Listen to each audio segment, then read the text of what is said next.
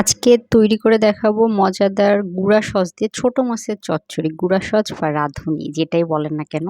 এর জন্য সবার ১ম এ একটি কড়াইয়ের মধ্যে আলু কুচি দিয়ে দিয়েছি, দিয়ে দিয়েছি পেঁয়াজ এবং কাঁচামরিচ কুচি। তারপরে দিয়ে দিচ্ছি জিরা বাটা। জিরা সাথে সামান্য একটু পেঁয়াজ দিয়ে আমরা আসলে জিরা বাটাটা করে থাকি। এরপর এর মধ্যে দিয়ে দিচ্ছি লবণ। অবশ্যই সবগুলো উপকরণ স্বাদমতো দিতে হবে। তারপরে এর মধ্যে দিয়ে দিচ্ছি হলুদের গুঁড়া। হলুদের গুঁড়া দেওয়ার পরে এর মধ্যে দিয়ে দিচ্ছি তেল। খুব বেশি তেল আসলে ব্যবহার করব না। চচ্চড়ি একটু পোড়া, পোড়া খেতেই ভালো লাগে। তারপরে সবগুলো উপকরণ একসাথে খুব ভালো করে হাত দিয়ে চটকে মেখে নিতে হবে। এটাই আসলে চচ্চড়ির আসল মজা বলে আমার মনে হয়। তারপরে এর মধ্যে দিয়ে দিচ্ছি সজের গুঁড়া বা রাঁধুনি যে যেটাই বলেন না কেন, যে যতটুকু খেতে পছন্দ করেন, অনেকে কম খেতে পছন্দ করে, অনেকে বেশি।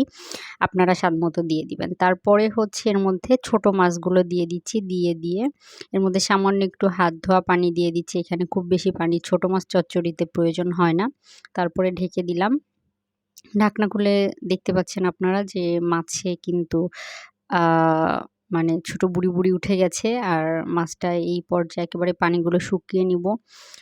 একটু কড়াইটা ঘুরিয়ে দেওয়ার চেষ্টা করব। তাহলে চচ্চড়ির নিচের অংশ যদি একটু পোড়া হয় তাহলে খেতে কিন্তু খুব ভালো লাগে।